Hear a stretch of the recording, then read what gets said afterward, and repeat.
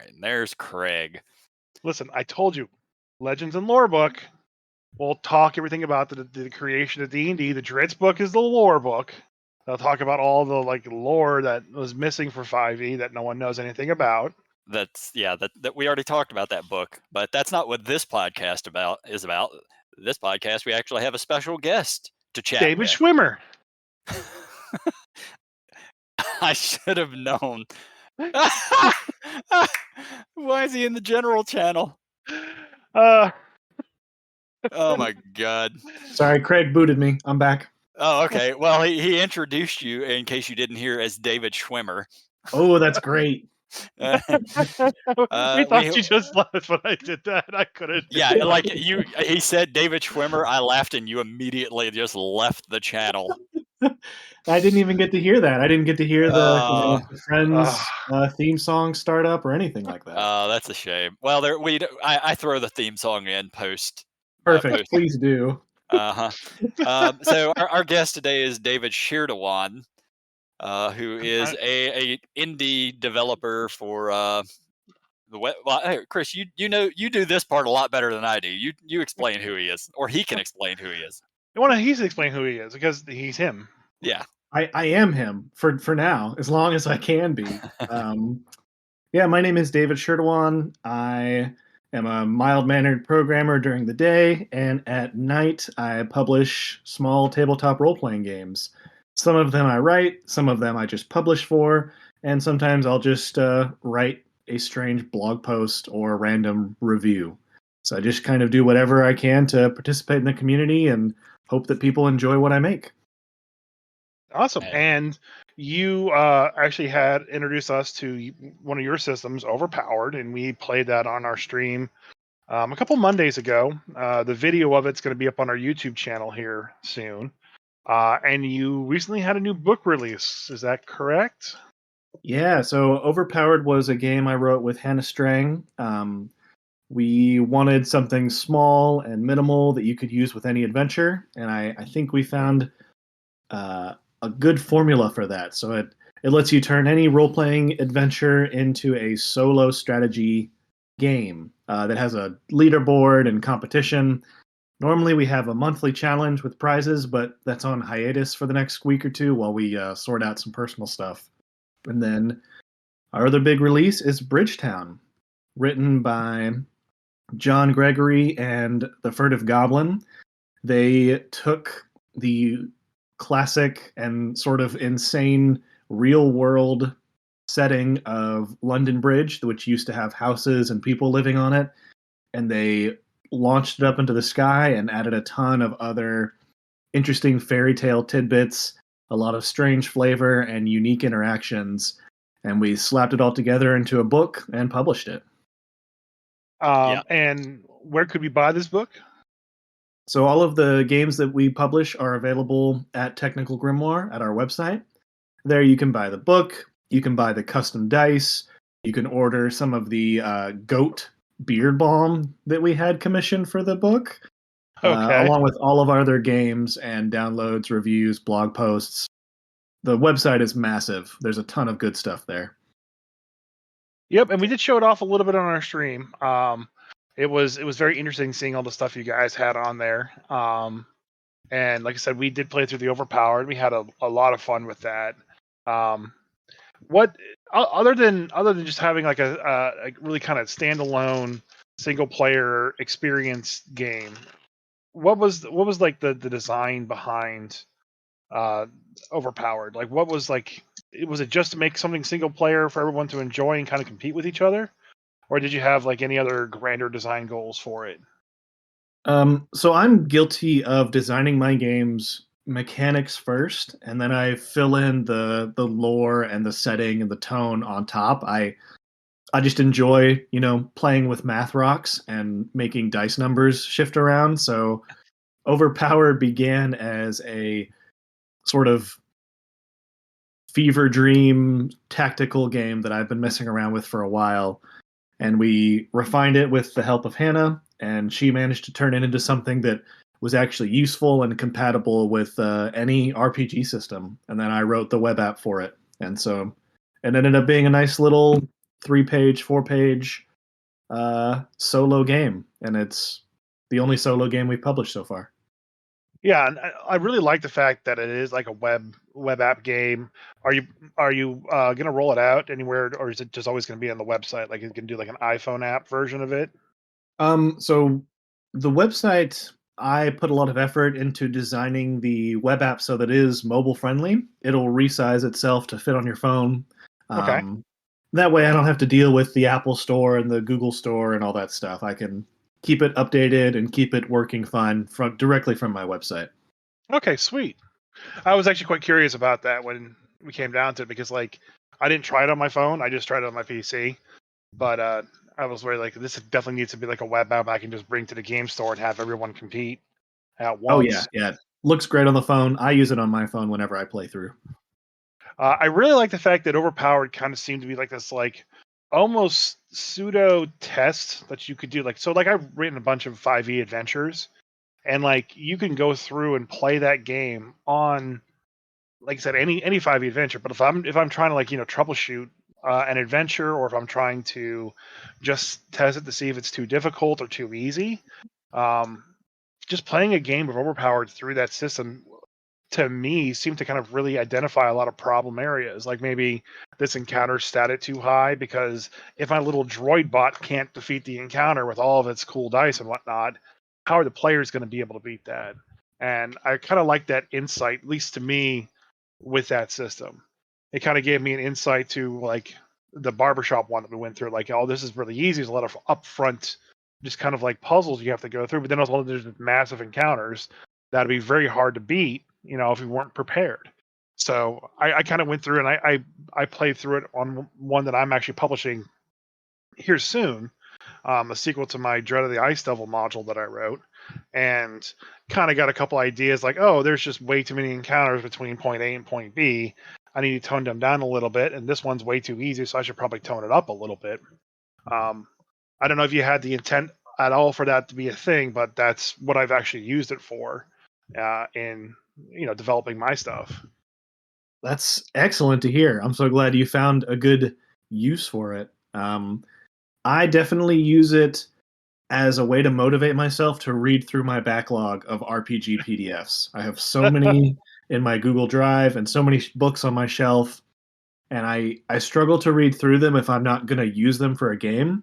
And Overpowered is a way for me to play through them with sort of this breezy, abstract system.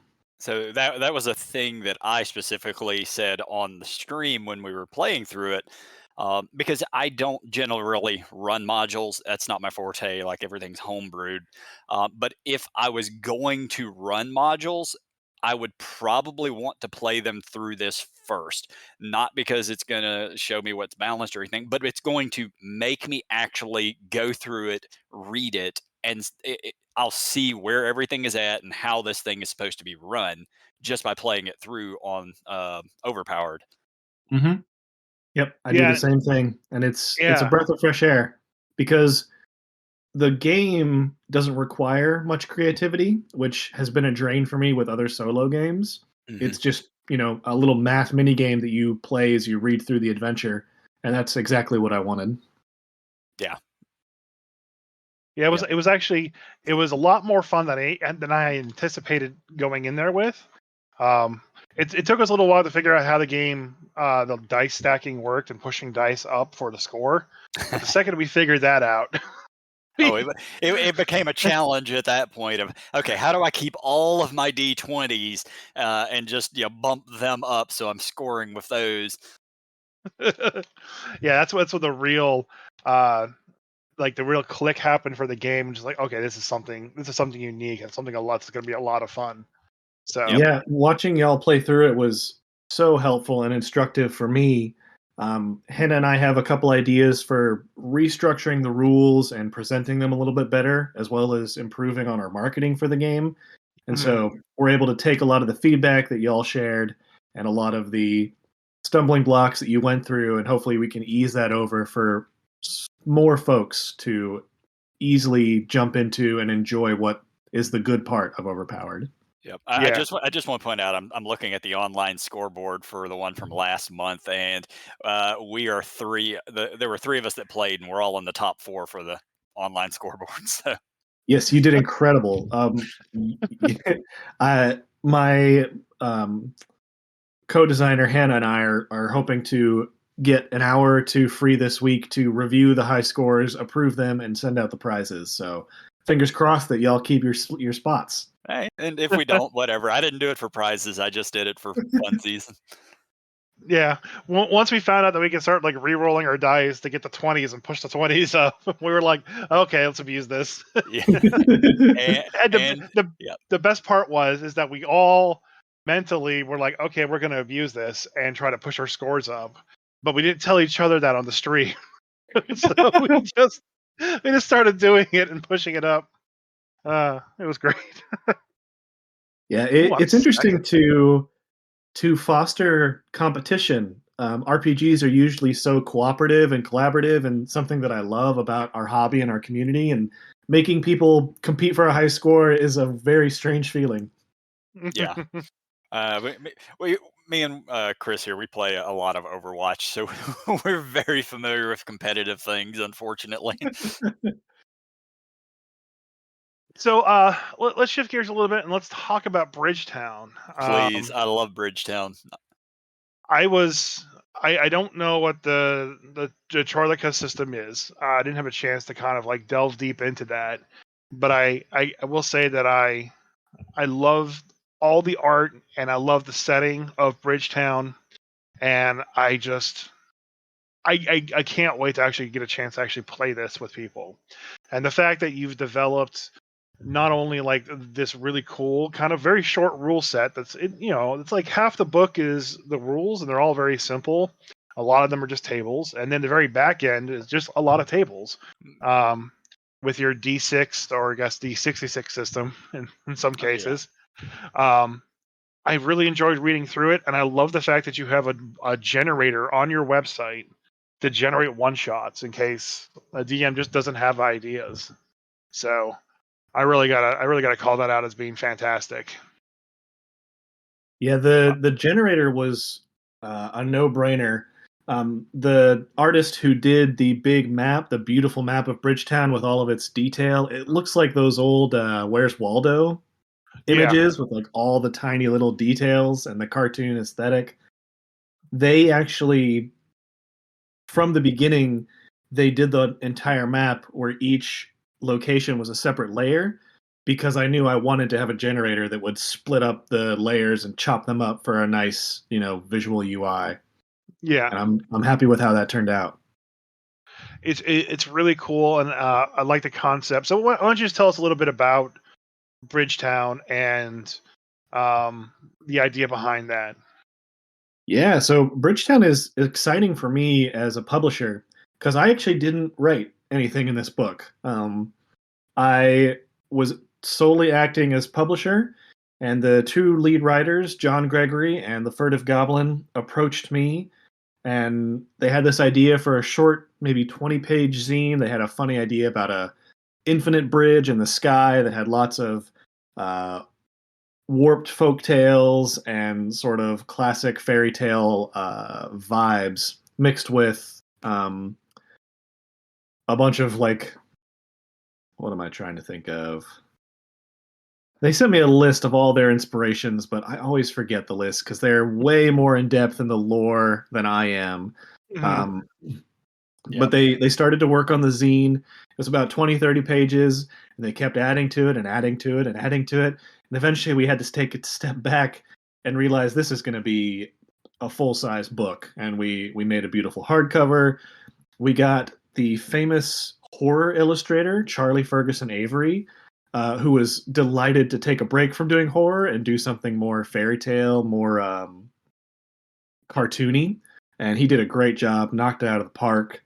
Uh, we had a local artist, Shane Fannin, do the layout, and he really nailed this like physicality of the book. It looks like it was kind of slapped together on an old journal. Mhm. Um, and then our editor, Hannah Strang, brought everything together. And I'm so proud to have been a part of this project. And to have helped make it from an idea that John and the Furtive Goblin had and publish it as this big, beautiful book. I'm so proud of it, how it came out. Yeah, it was a joy to read. It was really quick, and so BridgeTown uses the Troika. Okay, the system is called Troika, Troika, exclamation point. Sorry, and it's a rules light RPG system. Like, there's not a whole lot to Troika. I think when I found the PDF of it, it was 4 pages or 6 pages. It wasn't very big, so it'd be a very easy system to learn. The whole thing was run by using D6s, and like this whole BridgeTown thing, I've found it absolutely fantastic. I love the art. It to me, it has sort of an 80s style of art to it, which it's when I grow up, so it sort of hits the nostalgia of my childhood. Um, and it's a lot of it's a takeoff of fairy tales, which I find freaking hilarious because it's a bridge where one of the backgrounds you can play is the gruff folk, which are literally just goat people, aka the Billy Goats Gruff. Yep. John and the two writers did a really cool job blending like fairy tale tropes and some of the classic stories, and then blending it with this sort of 1800s grimy London aesthetic. So you always imagine the goats are like kind of oily and gross, and all the trolls like are swimming around in like sewage pipes and stuff. And it just adds a layer of pre-industrial revolution onto these classic medieval fairy tales. Yep. And I was explaining what the setting is to one of my players yesterday, and it's just a neat setting. You are on this infinitely long bridge made of stone, where there's a sky above you and a void below you. The bridge itself is rough. I think in the description it says it's 50 people wide. So at the widest, it's probably like 100 to 150 feet wide. And everyone lives on this bridge. Everything lives there. So parts of it are going to be city, and parts of it is almost certainly kind of Mad Maxian, I would imagine. Like because it's infinite in length, you could literally run any type of setting you really kind of wanted to on the bridge.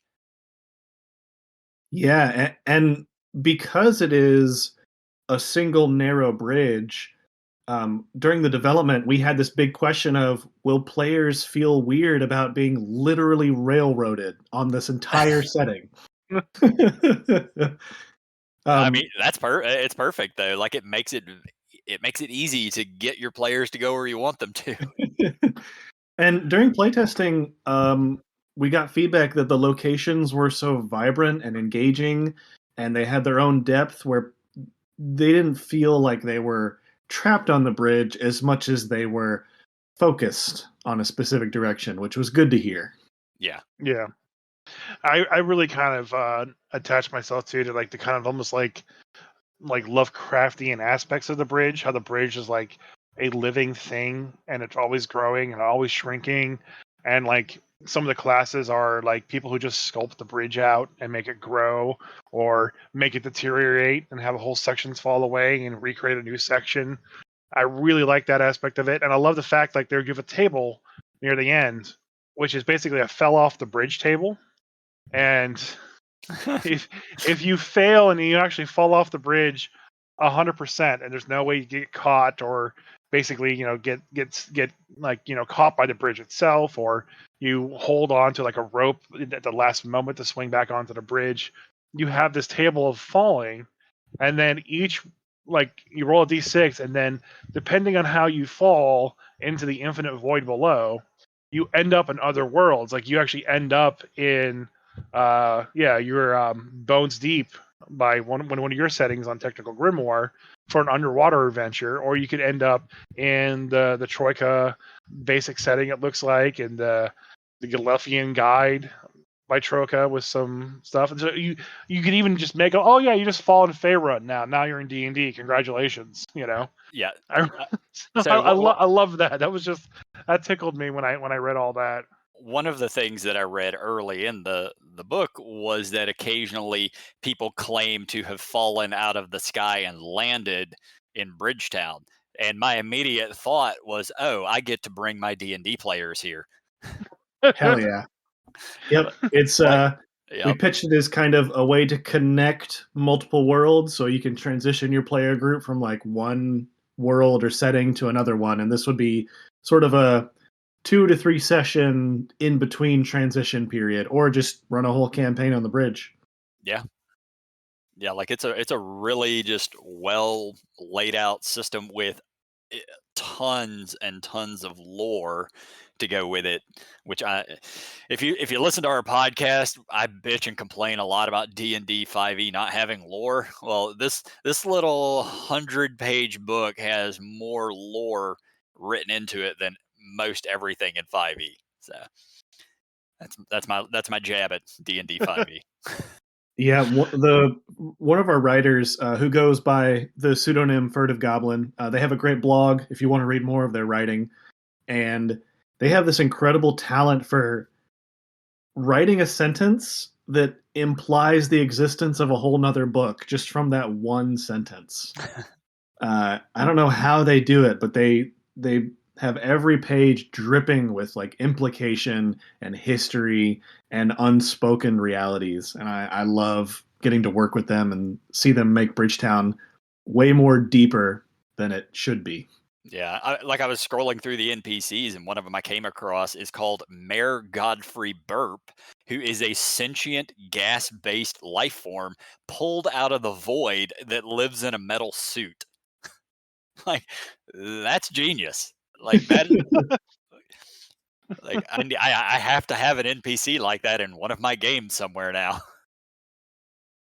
Yeah. Yeah, when I was a kid, I played a game called Little Nemo the Dream Master. Oh yeah. And Yep. there's a movie that it's old style, 80s style. And when I first saw the art style for this, and I was reading through, like that's what I kept kind of flashing back to, was that movie and that game, just like it just kind of this weird, wonderful world where everything is just a little askew and kind of crazy. And I really just enjoyed like all the classes and the NPCs that were created. And the one class that I really liked was the Stone Right. The folk who listen to the bridge, most folk that listen to the bridge do so haphazardly, only sensing bits and pieces of the stone's meanings. But you are not most folk. You have learned in the traditional art of soul containment and soul ridery, and carry the ceremonial hammer to prove it. So essentially, this is a guy whose magic comes from the bridge and makes the bridge. And I don't know why, but that speaks to me on a Yeah. spiritual level. I don't know why. To be able to cast spells in this system, you actually have to be in contact with the bridge. If you're in the air, you can't cast magic. And I love that. Like that is just like a perfect creative, like genius way of being able to cast magic in a system without making it sound too crazy. And it's better than anything I've ever come up with. And it doesn't use the Vance system. Yeah, we don't think this adventure could be written for 5th edition. I don't know how you would make it work without it becoming unwieldy. I think it would lose a lot of the elegance and charm. I think it would too, yeah. Yep. But nothing stops your character from falling into a hole, into a well, and winding up on the bridge for a little while. Like you just take the same character, the same NPC, and play it in this system, and then, like I said, it's very drop in and kind of like literally drop out and keep going through. Like if you're ever trying to run a game where you're just jumping from system to system, and just play testing things out, like this is a great bridge. But I'm between the two games. Yeah, and it's been well received by the community too. We've been excited to see folks get their hands on it, see some of the one shots and some of the adventures that people are having, and it's nice to have a like liminal space that you can slap into any campaign, either as a way to fast travel or, like you said, jump from one game to another. Yep. And like I said, I can't get over the art. Like the art is just so fantastic, and like it's interspliced too with like old timey drawings of Victorian London. Um, you said the London Bridge was inspiration for the setting because people used to live on it and everything. And I've seen that big huge model that they made. I think it's in some museum. Saw it on some television show where they had this old school model of the London Bridge and how people lived on it, and how basically people like would live their entire lives on the bridge and not leave it because they had everything they needed right there. You know, the baker and police force and all that. And it's just such a weird concept. We wouldn't like you wouldn't ever like do that nowadays. Like everyone needs their space and their nice big houses and nice roomy apartments, and needs won't live cramped up together, shoulder to shoulder, as it were, on a bridge. Yep. 16 Yeah, and people in a that's one-room apartment. well, and it gets even crazier if you think about playing as a group of goblins. A bunch of tiny little insect-sized people who work together to form a larger being. The goblins in a trench coat. I love that. That is the player class. Yep. So 32 much goblins fun. in a trench coat. Yeah.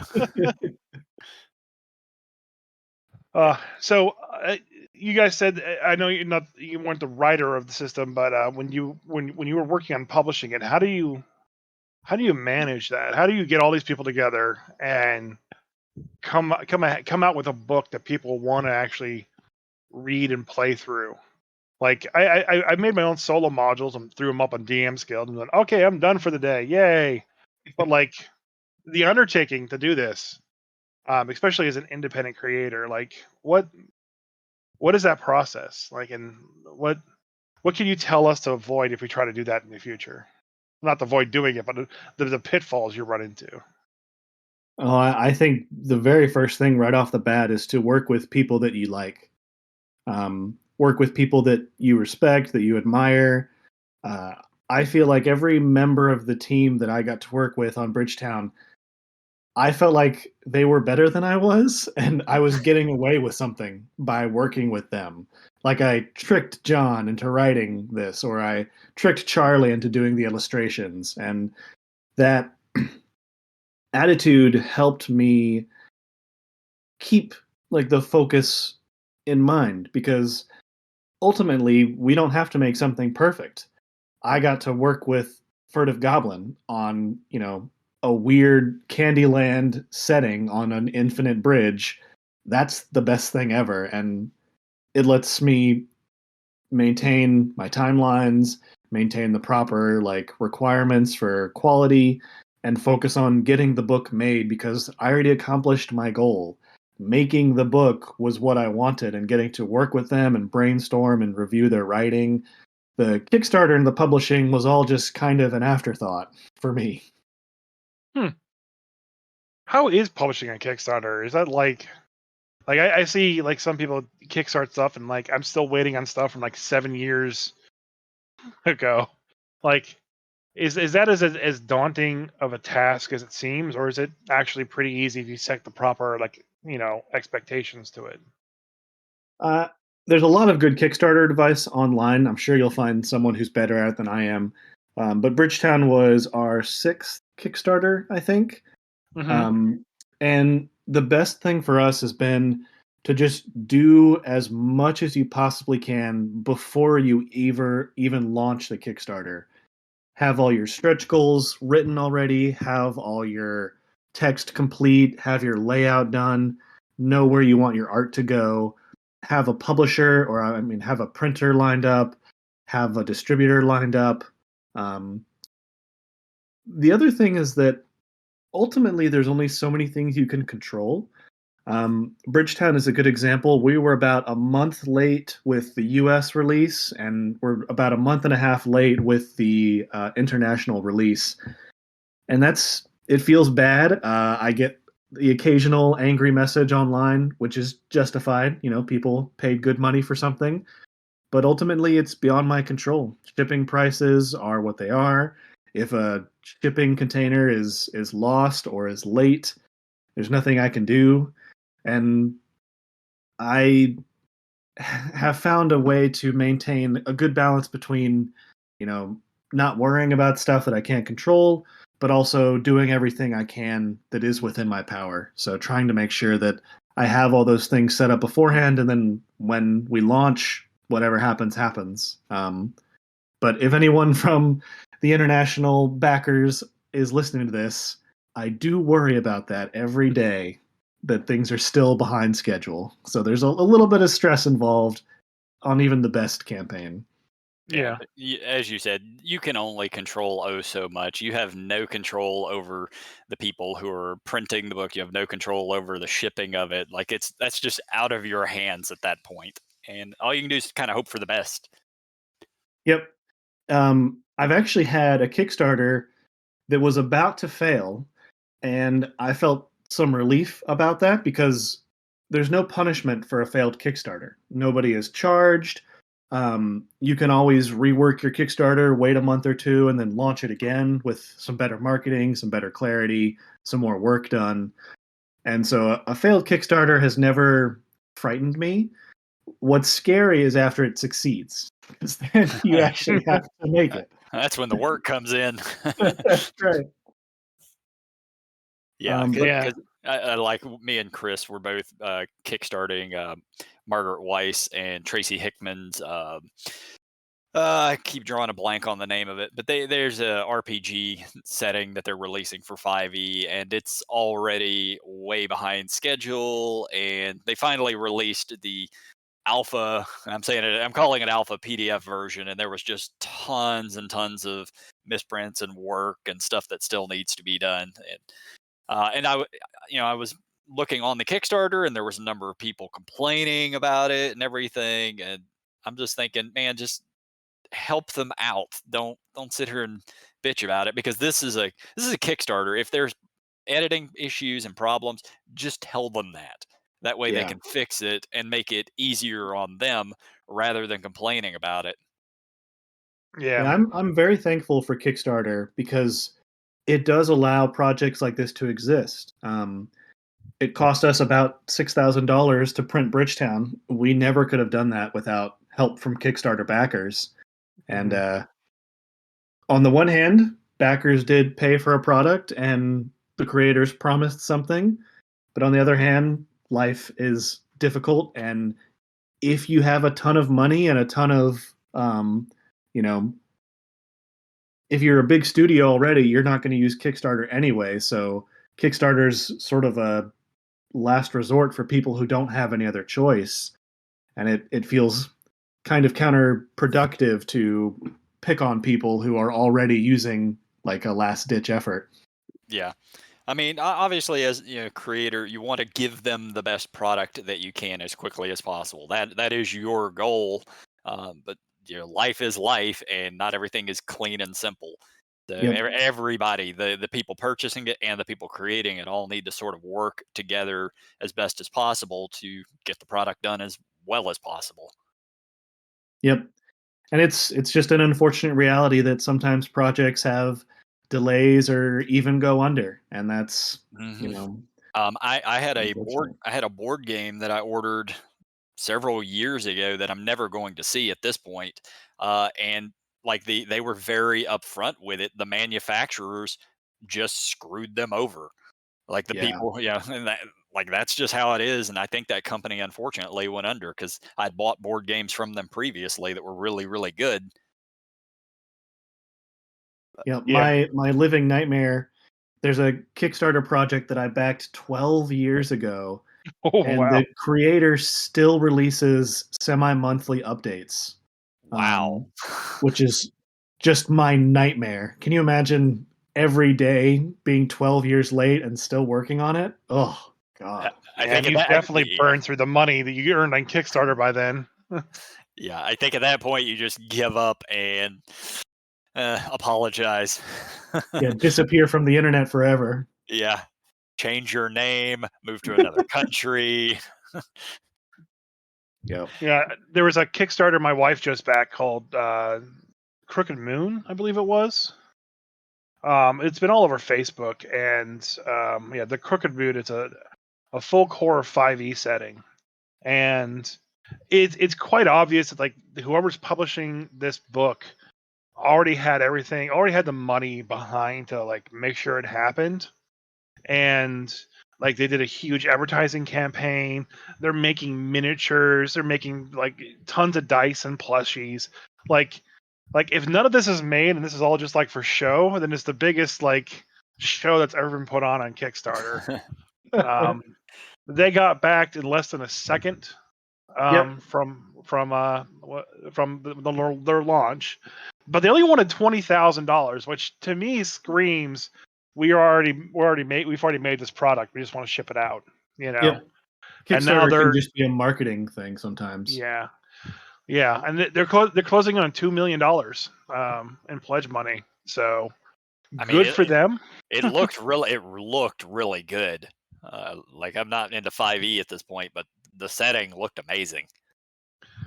So Yeah, it scares me. Just Kickstarter just scares me as like this place to go to like I avoid try to it. get things. My wallet does not like Kickstarter, so I avoid that place. Yeah, I would encourage anyone who is thinking about doing a Kickstarter, if they have a project that they want to get off the ground, I would encourage them to go for it. You know, do as much work as you can up front, but it's comparing yourself to, $2 million projects is not fair to you, and it's not fair to them because they probably already had $50,000 of seed money or investments or who knows what. Yeah. And tiny projects get funded all the time. If you raise $400 on Kickstarter, that's enough to make something small, and that's plenty of money. You get 50 people who support you. That's a great project. Not everything has to be huge and scary. Yep. Just make a good product and show it, in as best fashion as possible to get people interested in it. Because everything on Kickstarter that pops up at least gets looked at. Yeah, and it can be a great way to give somebody a chance to start making stuff. Our very first Kickstarter for Mythic Mortals was very successful. I was shocked and surprised, and its success is one of the key things that kicked me off on my little publishing hobby. And without that initial success and those initial backers, I don't know if I would still be doing it. No, you say this is just like that this is just a publishing hobby, and you're a programmer during the day and publisher at night. Like, I know a number of programmers, and none of them. They're very smart individuals. They're great at what they do. They see things like Rain Man when it comes to code. But program management skills are the farthest thing in their skill set. I have to ask. It's like you definitely seem like you have that program management or project management side already handled. So where'd you learn that? Just trial and error, and eventually you got successful, or were you just always a programmer? I think it's a combination of being willing to make a lot of mistakes. The nice thing about having this as a hobby and not as my day job is that I can fuck up and make mistakes and learn from those.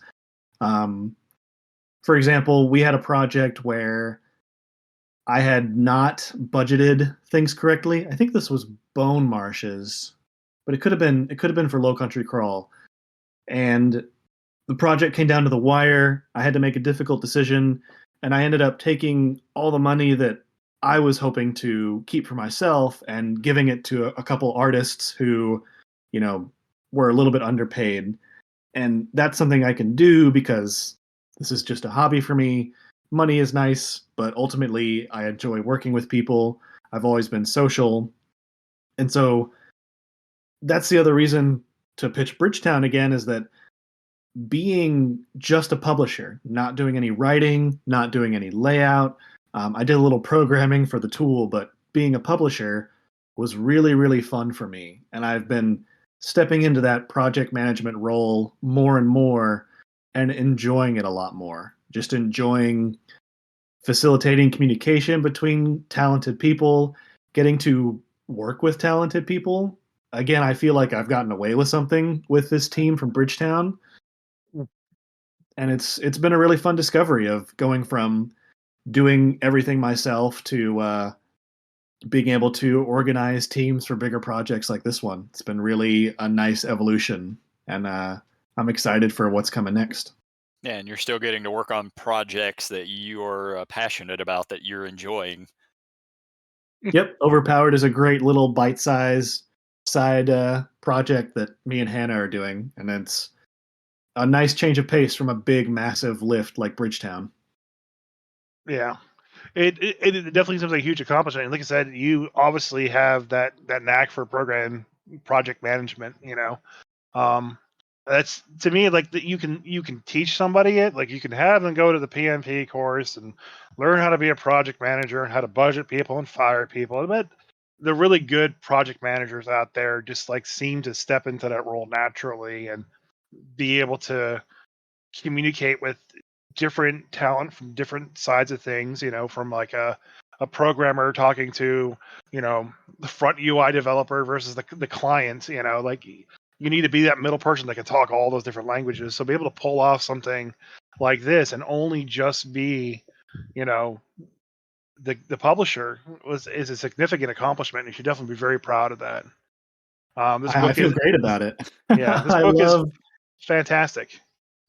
yeah, I just love being a part of this community. There's so many talented artists and writers and layout designers and editors. Oh my gosh, editors are the superheroes of the RPG world, y'all. Oh my goodness. I never thought editing had any pointless, like, because I have spell check on my computer. What's the big deal? But Uh-huh.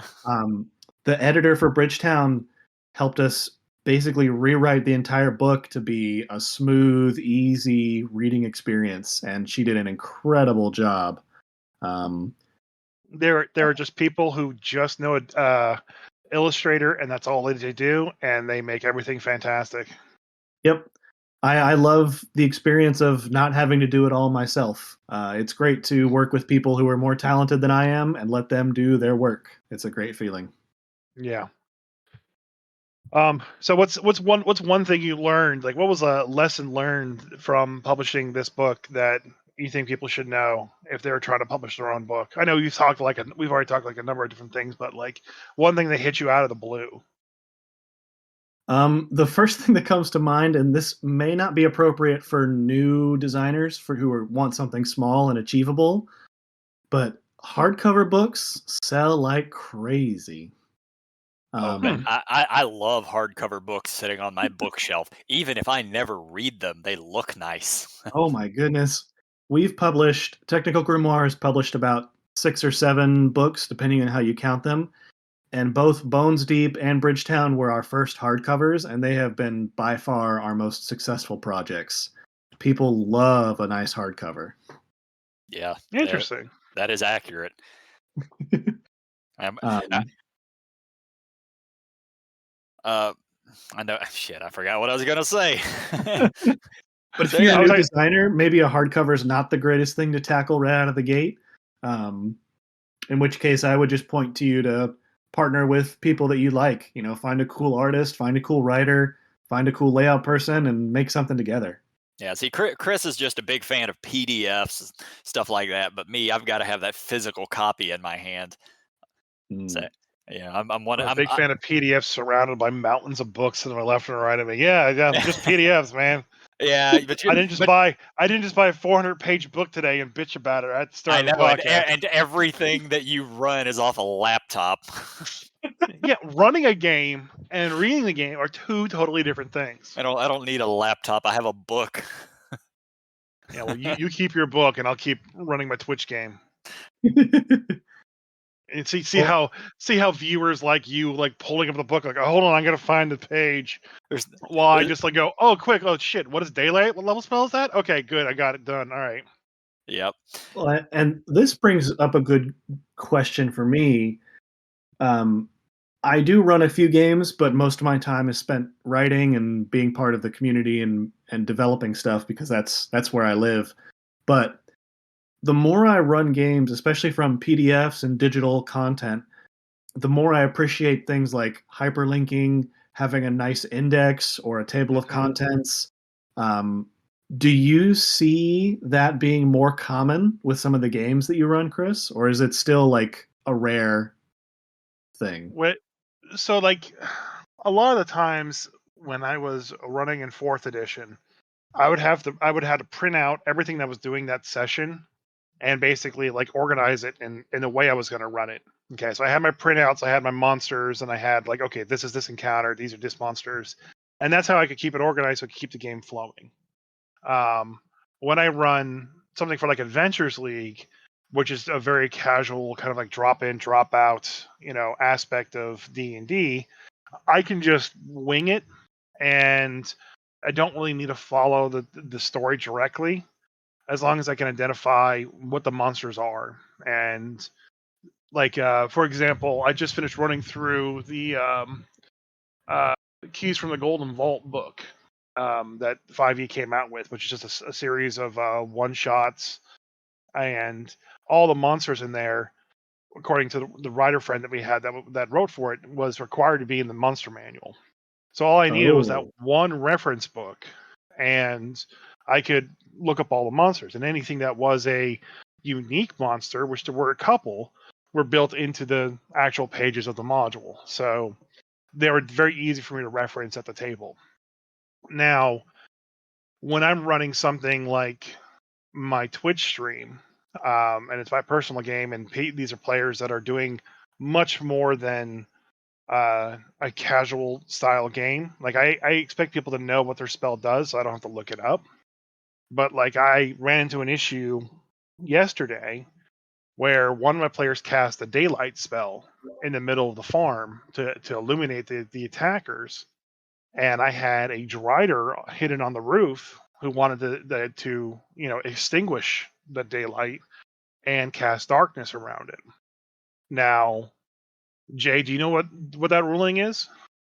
Casting darkness during the daylight spell? Yeah. I would have to actually look up the daylight spell to see if it So counters darkness. Otherwise, because daylight's a much larger area of effect than darkness. Darkness would be localized, I'd imagine. So what I was able to do within like a couple seconds is, since I have D&D Beyond up right here, I could just type in darkness and daylight in two windows real quick, Mm-hmm. and then I could read them real fast and go, okay, cool. Darkness extinguishes all light, second level spell and lower, and anything natural. Where daylight extinguishes all darkness, especially from spells that are second level and lower, or Mm-hmm. third level and lower. So daylight being level 3, the darkness did nothing. So I personally, as a DM, would probably have ruled it, oh, the darkness engulfs the daylight and everything's gone at the table in Adventures League. But because I actually had those hyperlinks and everything available to me on D&D Beyond, I could just easily find out what the actual rules as written answer was, Yeah, the and only not have difference to. the only difference between how we do it is I would have flipped to the pages of daylight and darkness. Yes, but you can't do that when you're streaming it and you have an audience of 10 people watching you. Yeah, and if you're streaming it, I would expect you to be running it off a computer because it's not really running it out of books online. Probably not the best way to do it. Run it at the table. Do it whichever way. And that's pretty much the answer. I find it's much more convenient to have everything there in the hyperlinks, especially with the generator that they have to run the encounters, and like auto roll initiative that takes that burden away from everybody, and having to roll all the numbers and stats for all the monsters, having it all automatically done. It takes just a bit of the edge off the prep time. And again, the hyperlinks for what the spells are, since that's like the biggest thing that I don't know when it comes to the rule set of fifth edition. It just be able to hover over there and see what the spell does, and I can easily play those characters better. Um, versus always having monsters that just hit you really hard, which seems to be what I always default to. yeah, I like how you bring up the fact that the players are also well prepared. That makes the whole game run smoother. Yeah. I caught little tidbits of that one shot that you ran at Nerdfest, and you Mm-hmm. had a bunch of newer players who, of course, did not prepare and did not know what was happening, and your Yeah. ability to guide them was super impressive and interesting. Well, I knew what the characters were too, Mhm. so that helped me out a lot, knowing, okay, you're playing a warlock, you have these abilities, you pretty much just do this all the time because it's your best damaging spell. And then also too, like when you have a newer player and you're running them through the game, you kind of let them do what they think they're doing, whether the rules allow it for it or not, and then establish better rules with them later if they become interested in the game. That Yeah. helps.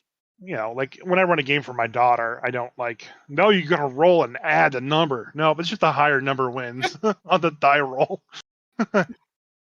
So it's adjustments like that really seem to help out a lot. Yeah. Um, That makes a lot of sense. And I like how you found a good flexibility for D&D where sometimes things are a little more loose.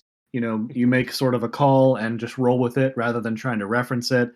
But then when you are playing for an audience, you have to be a little more strict. That must be an interesting tone shift for you. to me, I've been doing it for so long that I don't really notice it.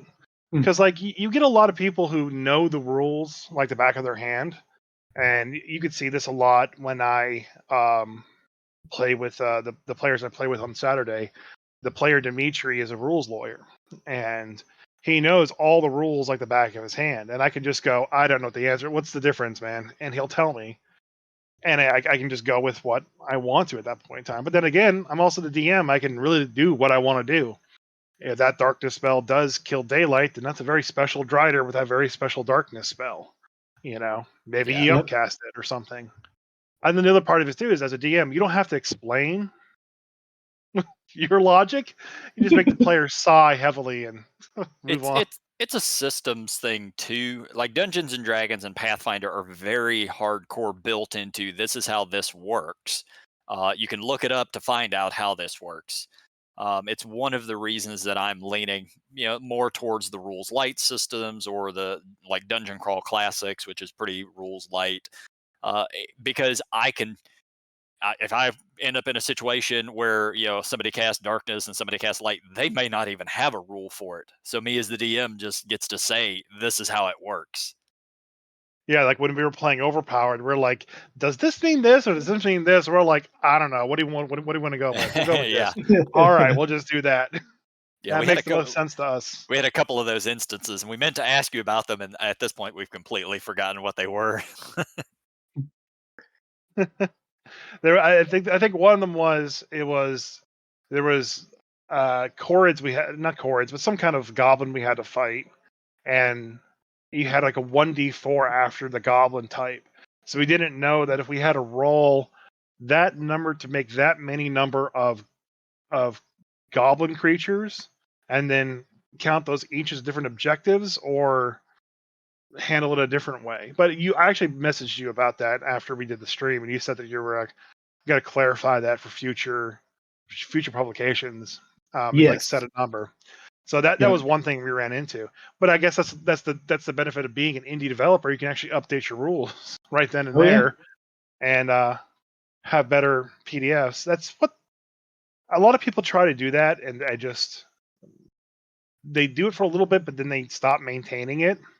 And just, well, in Watsy's case, publish more books and you just buy more books. So I really like the fact that Overpowered essentially just being online all the time. You could just keep playing through it again and like, okay, this month we made a couple rules changes. Have fun with the next rules. Like, okay, great. And you're playing again. Like Monster of the Week is another system that's like, hey, this is what it is this week, and next week it may be something different. And we changed the rules a little bit. So congratulations, and you just kind of move on with that. I did have a question about, you mentioned hardcovers earlier. What's the price difference between publishing softcover and publishing hardcover? Like how big of a bridge is that between the So two? from the publishing side or from the consumer side? I guess from the publisher side, because like the consumer side, like your book is like $30, and that's like I think a good price point for it. You had a copy at Nerdfest, and like that's definitely a good price point for that. And um, I just like if this was in soft cover, like how much cheaper for you is that? Is it better? You said it's better for the consumer to always be hardcover, but is it worth it on your guys' end to always be hardcover because you're selling more, or is it more financially better to be soft cover for a couple things? So sadly and horrifyingly, one of the most important things to consider when you're making a big project like this and you're printing and delivering to all kinds of countries is shipping fees. And Mm-hmm. hardcover books way more than softcover books. Oh yeah. Um, so at the printer, there might only be a small difference. Maybe a hardcover costs $3 per copy to print, and a softcover costs $2 per copy. But when you're shipping 1,200 books, 1,200 softcovers and 1,200 hardcovers weigh a lot different. And probably spaced a lot different too. Oh yeah. Hmm.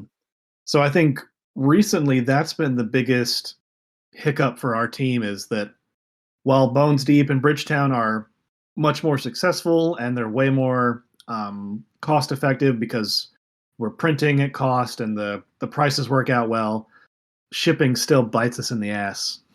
Hmm. Yeah, and shipping fees over the past couple of years have skyrocketed across the board for everybody. Yep. Yeah, and Yeah. I guess is that I mean, you're shipping is that shipping at international shipping or just even cross country shipping? So for US shipping, it's fairly reasonable. Prices have gone up, but not exorbitantly so. International shipping is a giant cluster right now. For BridgeTown, we're using someone located in the UK. We ship them all the books, and then they ship the books out because doing it from within the US, it would cost $30 to ship each book. Holy shit! To the UK? Wow. Yeah, it is Wow. insane. Yeah, like I know within the US we have this lovely thing called media mail Yes. where they sort of limit the prices on books and media in general, but once you go overseas it's a whole other game.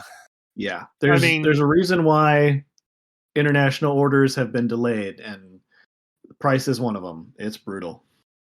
at that point in time, it's almost like you just get a printer over there to print out the books. You know. Well, our printer is located in Estonia. Oh, They okay. they print these beautiful. They did the printing for Bones Deep and BridgeTown, and their books are beautiful. They're very well priced, and the quality is just top notch.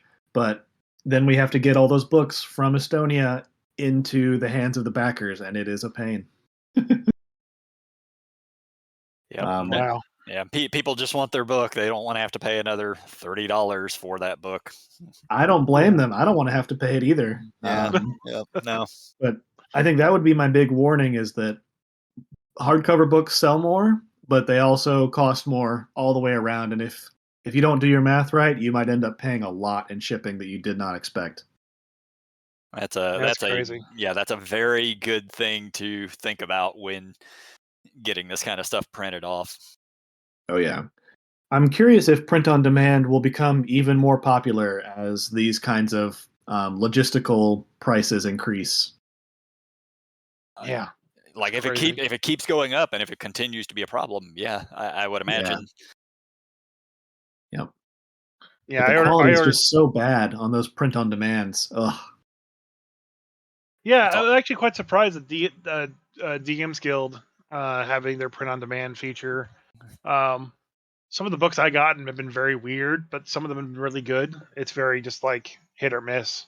it's Yep. almost like first printings of 5 ebooks. But don't bunch. Got them. Oh, wow. For a D&D podcast, we really stick it to Watsy, don't we? Oh, we do. We do. No, it's just one of those things. I've been playing for a very long time, and I've been through many editions of the game, and uh, while the game has continued to grow massively, I've felt like you know it's just not giving at least me what I want out of the game. Uh, Essentially, the game has grown, developed, and evolved over time to reach a larger, more populated audience. And as such, the old man that yells at Cloud here has decided not to evolve with it. Exactly. Well, we at the OSR are the oldest men with the most clouds, and we will yell with you. Yeah. Oh, yes. Speaking of which, one of the questions I ask every guest, and I haven't asked you yet, is what edition or what game, tabletop game, did you start with? I played in college, 4th edition, and I had a terrible GM. It was a generally bad first experience, and I thought, well, that's it then. RPGs are garbage, and they're just a way for GMs to be bullies. And yet here you are. So something turned around. Dungeon World turned around. Dungeon World. Not familiar with this one. So that game totally unlocked how RPGs are run for me. So just have to point this out. I typed in Dungeon World on Google, and the top link is for dungeonworld.com, and it says Dungeon World, wave hands like a Muppet. That's right. So I'm immediately interested in this game. That's your GM advice right there. Yeah, it revealed to me the collaborative nature of RPGs that I had not experienced before, and I started up a small game with some friends, and we found the fun, and since then I've been hooked. So is it an OSR? I think it uses the Apocalypse World system, so it's more story game. Okay. Highly recommended. I haven't played it in a while, but it was the first game that had that light bulb moment of like, oh, we're working together, right? Yep. Yeah, Chris also started with 4th edition. I'm the old man. I started with Redbox D&D. Wow. I mean, I started gaming in like 1990, so it's not that far back, but it's still pretty far back. That was 30 years ago, man. Yeah.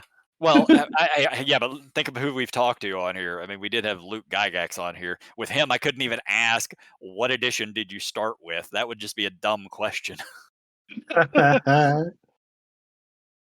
Yeah, I think I would have started a lot earlier if my parents didn't think that D&D was the devil. Yeah. Okay. I guess I'm the lucky, because I actually am from Alabama. So I know lots of friends like that. I was the lucky one where my parents were both hippies and didn't care. Nice. And Chris actually he grew up in a cult. Nah, they're tax exempt. It's not a cult. Yeah. So we've reached the hour mark, and we got some general questions we like to ask. The first one we always like to ask our guests is, what is your most grumpy dungeon master story? Or it just has to be from the player perspective. Like you said, your first time playing 4th edition, the GM was terrible. If you want to recant that story, I'll be super interested. But what is your grumpiest story that you have with tabletop and playing tabletop? I think my grumpiest story is going to come from that game. Sweet. Yeah, because I have a lot of grumpy stories. I was playing a Deva character, and their gimmick is that they are reborn every couple years or something like that, or my character had no memories was the point, because I didn't know how to play and I didn't want to have to remember anything, so I played a amnesiac basically. All right. And we had to get past this Sphinx riddle, and the DM was asking really stupid questions that no one could know the answer to. And so when my turn came up, the Sphinx asked my character, what creature has a movement speed of 30 feet vertical? Of course, I was a new player. I didn't know what the hell he was talking about. Yep. So I said, I don't know, but is it something that I should know? And the Sphinx assured me that I should know what the answer is. So I didn't answer. I got it wrong. The answer was a monkey.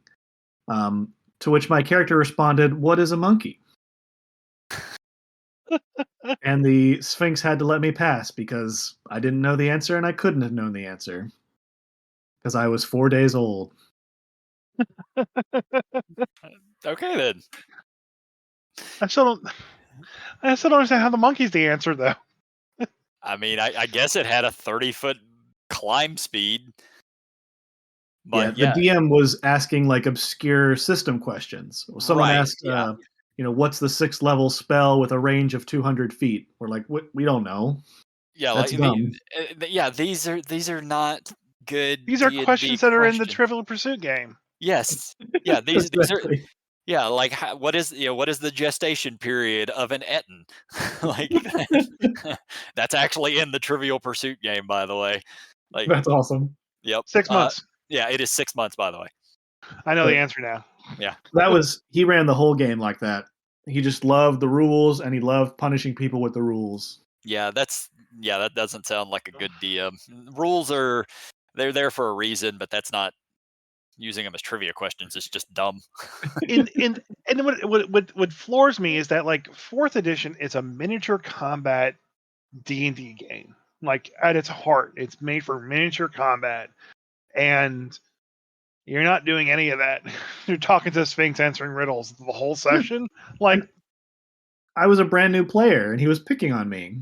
Fuck off, dude. I don't know what a monkey is. And he, as the DM, having helped you create your character, should know that you don't know what a monkey is. Yep. So that was a small victory. The only victory I got. Well, fortunately, you got out of that abusive relationship.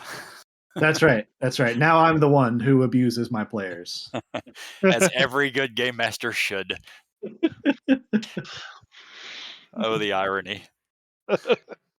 Well, what's the joke from Daniel Tosh? It's like, you got to hit your kids so they grow the potential to be Michael Jackson, but not enough they start touching kids. Yep. That's how you got to DM. You got to hit your kids. You got to hit your players until they're enjoying themselves, but not enough so they don't want to come back the next time. Yep. I can't wait to read through your module, Chris. It's going to be a gem. Oh, if your players are hell is this smiling, guy you're not doing? doing it right. If you see any Duergar in the module, just leave. Just leave. I'm just telling you now. Just get out of there. It's safer that way. Your ankles will thank you later. Yeah, the best part too is like since you watched me play through that module, I killed everybody with that Duergar. I know. Brutal. And they all look confused. Was it the same Duergar that almost got me? Yes, the same Duergar that almost got you. It's not my fault. Every time I roll those 2 dice, God has made it so that those 2 dice always land on a crit for some inane cosmic reason. That they're going to show up and just like, oh yeah, you're going to crit them. So yeah, do the 19d20 psychic damage. Good luck. Yeah, I think I had like 8 to 10 hit points left after the first round. I was like, oh god, this sucks. The best part is too, like if you look on the map, like and you scroll into the corner of the map, you can see that I put like a little tiny bed and like a little tiny like camping supplies and everything for that one little tiny Duergar that stabs everybody. The world building is intense. That's a hidden gem that no one's gonna find until now. All right. So the other question that we ask everybody. So Craig is the program that we use for recording this, and he's a real boy. Yeah, he's a real boy. Yes, that's right. We're talking about you, Craig. You're a real boy.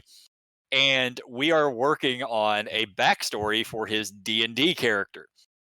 And everybody that we have on here as a guest, we ask them to add a little more piece to his lore. And it can be literally anything you want. You could just say a number for his stat. You could give him a magic item. You could create part of his history, people he know, literally anything. Some of the stuff that he has thus far, he is a full orc barbarian who has a fairy girlfriend named Flicker. He plays was it the flute that he plays? Yeah. Chris? Yeah, okay. He plays the flute primarily as his instrument. He has a bag of holding made out of an ogre's head that is still semi-conscious. So occasionally it gives him the wrong things when he calls them up. Uh, he collects sharp, pointy things. He has quite a taste for liquor. Um, he has a barbarian brother named Giark, who is a dick to him. And there's other stuff that I can't remember at the moment. I'd have to go back and write it all down at some point, which will probably never happen. So so if you want to add any piece of lore to this guy, go right ahead. All right. So I don't know if your listeners can hear this, but when you launch the podcast, Craig enters the channel and greets us with "now recording." Yep. We assume that is English, but that is actually Craig speaking his natural language, asking desperately for help. And we never answer him. It's sad. Shh, Craig, go on out of here. You're not allowed to listen to this. Oh my god, That's amazing. I love that one. Yeah. Wow. I love that one. He's asking for help. I hear you, Craig. I hear you. Yeah, we if you go back and listen through all of the podcasts, we were definitely a little abusive to him sometimes. Just occasionally. Lord forbid Craig ever actually become an AI program, because that's how things are going to go awry. That's when you get Skynet and Terminator and everything else because of us. Yeah, he'll be patient zero. I look Yeah. forward to that. Yep. All right. So, Mr. Swimmer, it was great to have you on. It was fantastic to talk to you about BridgeTown and everything. Again, please check out all his stuff on I was gonna say Technopedia. No, technicalgrimoire.com. Buy his books, buy the PDFs for the books. Participate in the next Overpowered session that happens in a couple weeks, and we'll definitely will. And David, it was great talking with you. I like getting the insight on the publishing stuff. It's as someone who's trying to like break into that field, it's great to hear the perspective of tabletopping, even from that side of the world. So it was great to have you on. Thanks so much for having me. I really enjoyed getting to chat with y'all. I'm always happy to shill our newest projects and to vent about bad D&D games. This was great. Yep. Yeah. Let us know when your next project's coming out. We'll make sure to have you back on and chat about it. I would love that. Thanks, fellas. Yep. Thank you. Thanks for coming out.